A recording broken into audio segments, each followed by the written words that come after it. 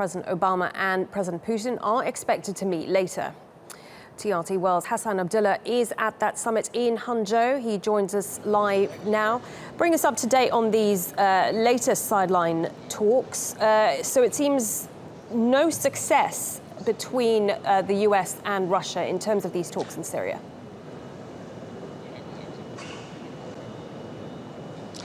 Malin, there has been another round of talks between US and Russian officials earlier today. However, both sides have acknowledged that they have not managed to achieve the results they were hoping for.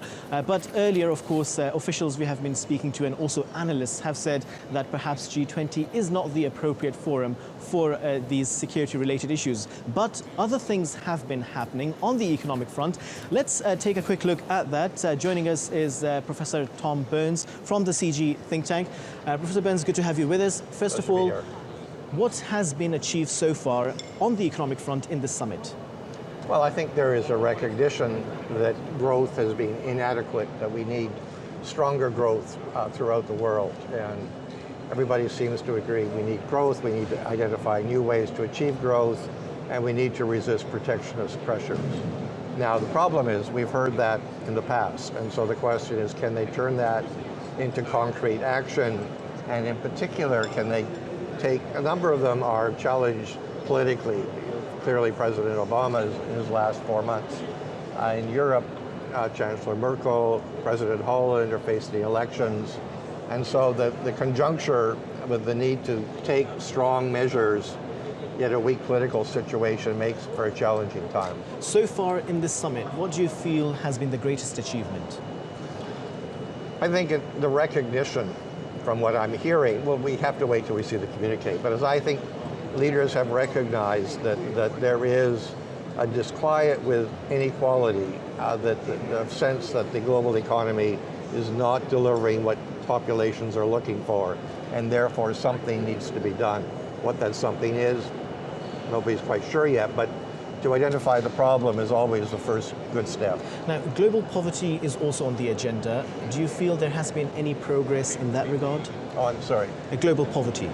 That has also been on the agenda. Well, inequality. I think inclusion, the buzzword is inclusion, but it's in addressing inequalities between countries and within countries. But also there's a sense that we need to do more. I think there's a recognition that achieving the Sustainable Development Goals is important, and I think there will be an effort to reach out, particularly to help African countries address some of their poverty concerns.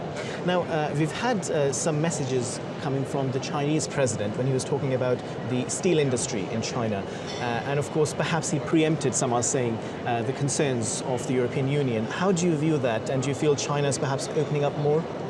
Well, I think China is opening up more. China is going through a structural change in their economy, shifting from an export-led to more of a domestic, demand-led growth model.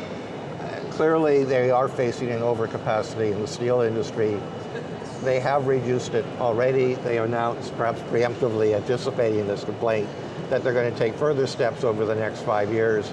This tends to be a cyclical problem. We've seen it in the past, but I think China recognizes that as a second largest economy in the world, they need to be seen as a player, and therefore take steps to achieve that. Right, Professor Tom Burns, thank you for being with us. Now, a lot more developments are expected later in the day today. Some officials are saying that there will perhaps be more effort made to try and resolve some of the political issues concerning Syria. We are expecting a few more meetings.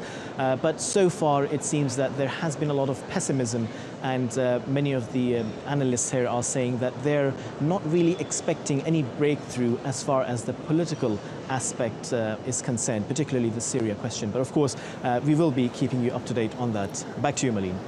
Many thanks for that, Hassan Abdullah, there for us in Hangzhou at the G20 summit.